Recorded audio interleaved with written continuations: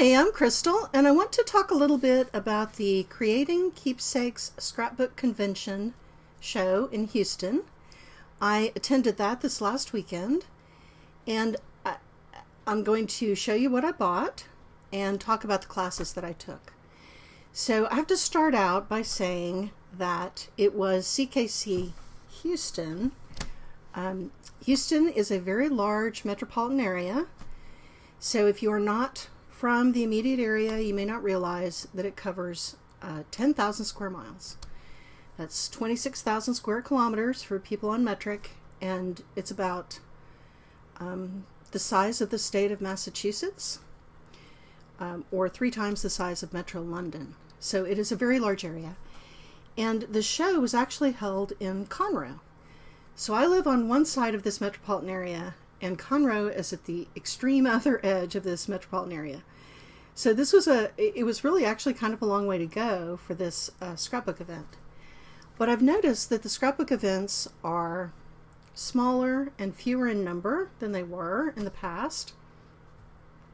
And certainly the 2008 recession was a big inflection point in the craft. It seemed to be very go, go, go, lots of people participating up to that point. We had a lot of falling off after that. Digital photos became more prevalent, fewer people doing paper crafts. And then, of course, with the COVID pandemic lockdowns, so many things went online. Now you have a lot of online options. So I think between 2008 and 2020, it's really no surprise that the events are smaller and fewer in number. But there are some ways in which these in-person events just can't be reproduced online. You tend to meet other crafters from your own community, people who live in your region, and I've really enjoyed these shows. So I have linked to the website for this particular event. They have 9 events during the year, as well as a couple of others that have multiple locations during the year in case you want to look for an event near you.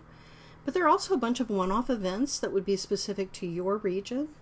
So if it's something you're interested in doing, I think it's worth just an internet search on scrapbook event plus your city or stamping event plus your city, because you can often find stuff that's going on. So this event, I would say, was probably 1/2 to 2/3 the size of what it was prior to the COVID lockdowns. The last time that I attended was in about 2018, when it also was not held actually in Houston. It was in the Woodlands. And so this slightly smaller event featured about 25 vendors and about 50 scheduled classes. Plus, they had a scheduled scrapbook crop if that's something that you enjoy doing. I do not enjoy schlepping my supplies across town, and so I did not sign up for the crop. In the show heydays, back in the 90s, when I first went to the Great American Scrapbook Convention, most of the vendors were manufacturers, and I would say those days are over. So most of the vendors are retailers, and a lot of them are retailers who specialize in going from show to show to show to show.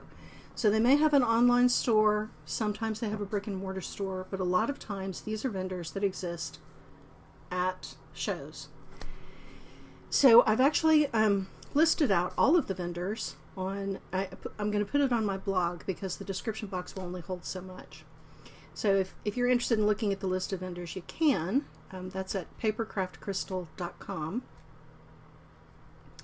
And then the classes were held mostly by the vendors, and the classes were either scrapbook focused, card focused. There were some journal classes, which was unusual, some home decor, and of the 50 classes, about half were scrapbooking classes, about 16 card classes, 5 journaling, 6 home decor. So if you take a class, you get a shopping pass for free. That's common at a lot of these events. And if you don't take a class or sign up for a crop, then typically you have to pay for access to the show floor. And the classes, of course, have their own kind of economics. So the show itself charges $12.50 per student per hour. And then whatever you pay in class fee above that should cover the materials and the instructor's time. And so if the class is somehow sponsored by a manufacturer, then you tend to get your class fee back in product. But if it's not sponsored by a manufacturer, either with direct payments or product discounts or free product, then you can see that it's kind of tough because that $12.50 per hour fee has to come from someplace. But I would like to show you what I bought, and I have been trying not to buy scrapbook products this year. So I would say that I didn't just fall off the wagon, I jumped off the wagon, because I did buy 4 things, and then I signed up for 4 classes, and the classes come with stuff. So let's start out by looking at the shopping. I started out the day on the show floor, which is what they call the vendor area. And this was much like any scrapbook or stamping show that I've ever been to. Just rows of vendors. There were, like I said, about 25 vendors. I did enjoy seeing the products in person, so that was a nice change from doing only online shopping. Although obviously I need no additional craft supplies, but I could not resist once I saw some of these things in person. So the one unusual thing that I did see on the show floor that I haven't seen in a long time was at Tesla Crafts, which actually had some brass stencils. Everybody's gone to embossing folders, so I haven't seen a brass stencil in forever. So that was kind of fun. So what I bought at the various booths, the first thing I bought was a package of metal ephemera pieces. I bought these at Bella and Grace the Gathering Place, which is a brick and mortar junk journaling, card making, scrapbooking store that is in the Dallas area. And I just thought this was a nice assortment of different metal pieces.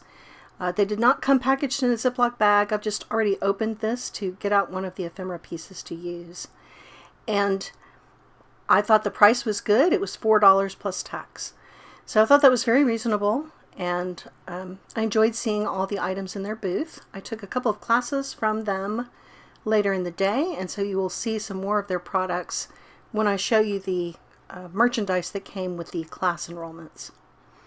So the next thing that I bought was at Tesla Crafts. And at Tesla Crafts I bought this die set, which I had never seen before. It's an Ellentina brand die set.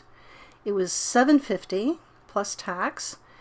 It says $14.99 on the package, but there was a discount. So it's got a State of Texas, a bluebonnet, and a longhorn head. And then at Creative Creations, I saw 2 different discontinued Elizabeth Craft Designs specials. So they had these at a really good price, I thought. So it came with a free pack of paper. Retail on that is $13.95. You get 12 sheets. Came with 3 binder rings. It came with the coordinating clear stamp set. And then the item that I was actually buying was the die set. So the die set's normally $49.99, and they were offering 15% off before noon. So the whole stack of stuff was $42.50. So that was an attractive price to me. And I got the, I think this is called the Suitcase Special. And so it's got 2 minis, a suitcase shape and a banner shape. And each of them has 3 holes. So you can either make a mini, or you can use it in your regular A5 size cover. And I think I'll probably make the minis. But it's got an array of different dies, luggage straps and a boot and a bus and a pocket and just all kinds of things in this die set. So I was pretty excited about that. Of course, I do have a weakness for Elizabeth Craft Designs and their minis, and so I really couldn't stop at just one. And so after I bought the Suitcase Special, I saw that they had another one that has been discontinued, and that was the Mason Jar Special. So I got that one as well, and I'm going to show you the Mason Jar Special. So these are usually limited edition sets. They just make them and promote them for a little while. They don't stay in the line for forever, and so I guess I had a little bit of fear of missing out, and that's what prompted me to go shopping, because I had missed them when they came through originally. At any rate, the Mason Jar Special was also a pack of paper, retail $13.95, 12 double-sided sheets, 3 binder rings. You get the coordinating clear stamp set that had the mason jar sentiments, a project inspiration sheet with some suggested uses for the goods, and then the die set, normally $49.99 on its own, but the whole stack of stuff was $42.50. And it again has 3 holes, so you can put it in your A5 binder, plus you get trees and penguins, and the shape at the top on the back there is like foamy overflow from the mason jar. So I just thought those were both so cute, and I just have a real weakness for the mini albums. So I've got some close-up photos in case my videography was not great about showing those special kits.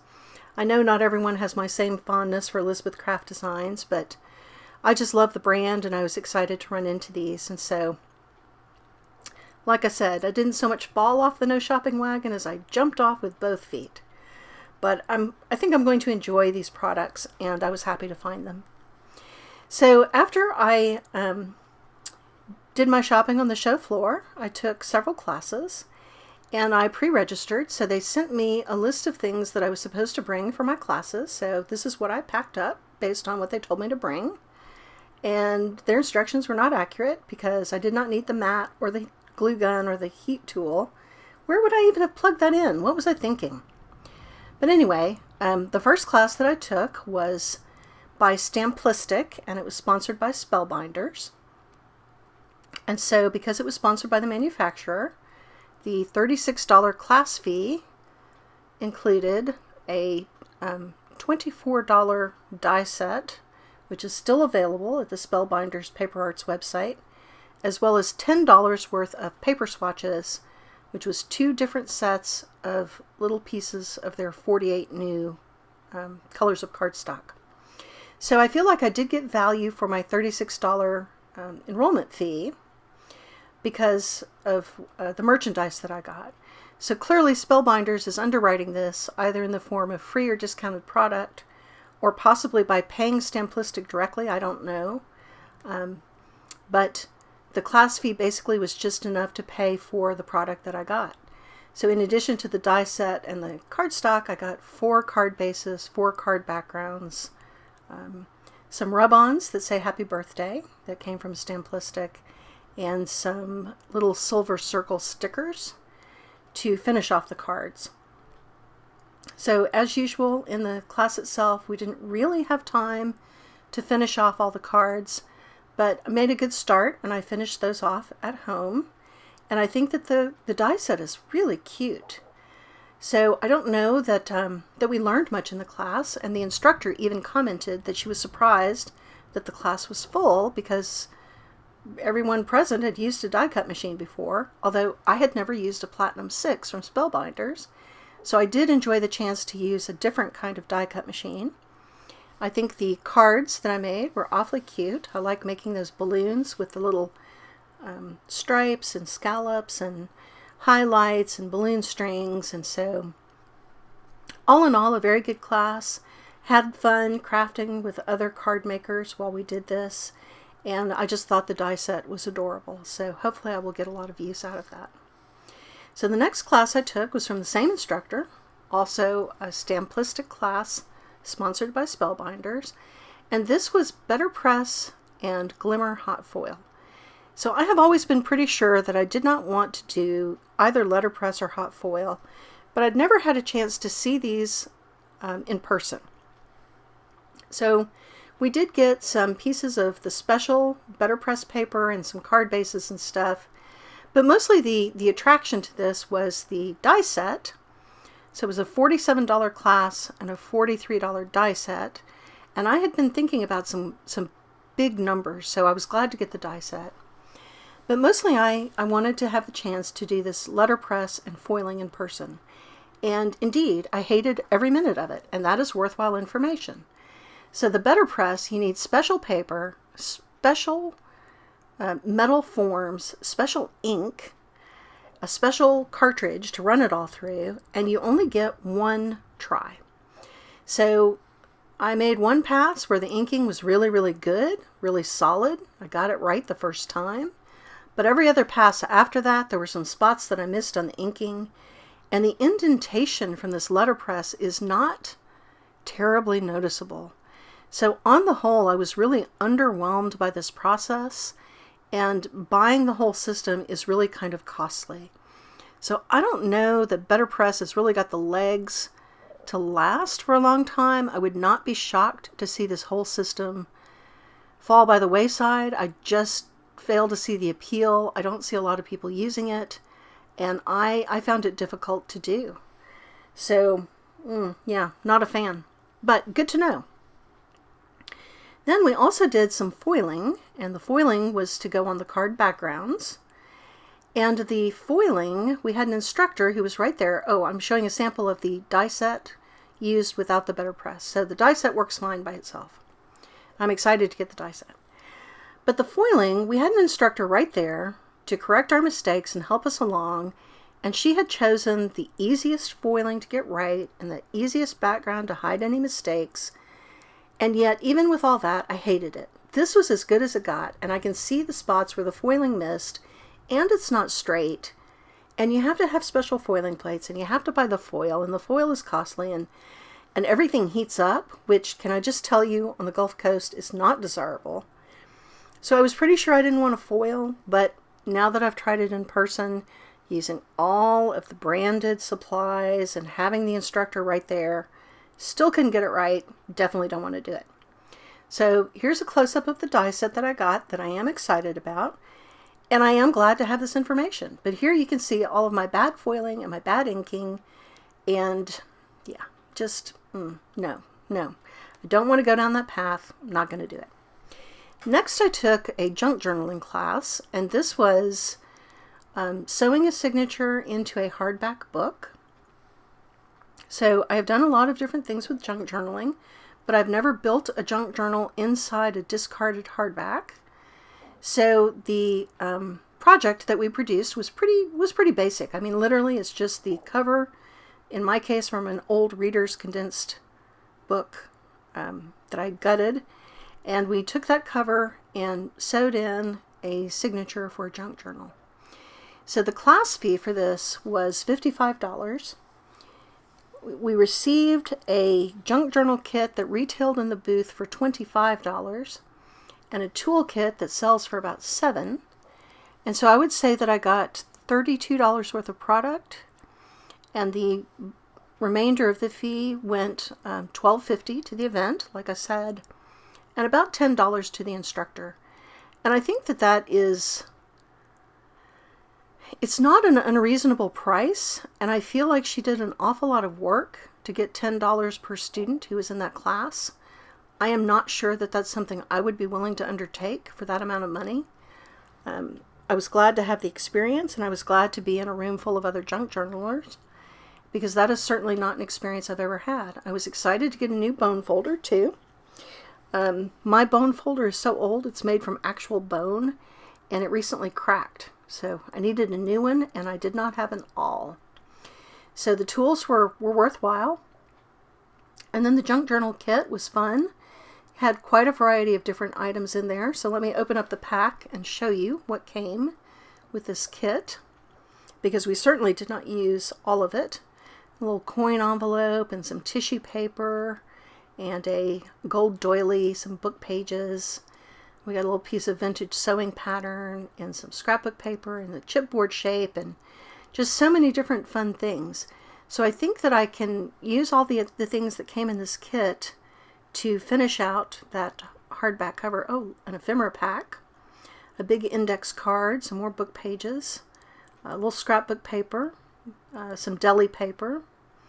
So quite a few fun items to use in a future junk journal, or to finish out this hardback book junk journal. So I felt like that was worthwhile. Then I took making a spectacular signature for your junk journal. So we did not make a cover for this one. We just made this signature, and I finished off at home, and I used every bit of material that was provided for this class. So everything they gave me, I left nothing on the table. It's all in there. I feel like I need some beads or something to finish off those dangles, because I didn't have any. But I used all the ribbon, all the buttons, all the the digital kit, and quite a bit of this was a digital kit, which I will link the name of the Etsy shop in the description. But she did show us how to make, say, this tuxedo fold to make this pocket. Walked us through building the signature and sewing it together, and gave us some helpful tips. And it was just fun to compare notes, like I said, with other junk journalers in person, because that's not really an opportunity that I get. All of my crafty friends who do junk journaling are on YouTube, and there's the little piece of ephemera I got out of the metal ephemera kit. I felt like it looked like a sheriff's star, so that was a perfect place for it in this Western themed kit at this Texas event. Then we got the bottom of a paper bag, some more of that digital kit. Then I did decoupage some deli paper onto this dictionary page because it was very fragile. And then on the other side I put the napkin. But I think it made a very cute signature. I'm liking the Western theme. I thought that was a lot of fun. And I did look through the other events in the CKC series, and I don't see that Bella and Grace are doing events outside of Texas. I think that makes sense if they're located in the Dallas area. So I didn't see that there were a lot of junk journaling classes at some of the other CKC events, but if you see Bella and Grace, I did find their classes to be quite worthwhile, lots of fun. And you can see that we got a lot of material in the class to make this spectacular signature. Lots of buttons and twine and trim and fun cut-aparts and envelopes and just all kinds of things. So obviously I could not finish this entire project in the 1 hour that we were in class. So it was 1 hour in class, and I would say probably 2 or 3 hours once I got home to finish this off. But I did think that it was a worthwhile class. I thought all of the merchandise that came with the class was a lot of fun. I enjoyed making everything, including this last item, a hidden paper clip. So, had a great time, and I will look forward to some future event. And thank you for joining me today.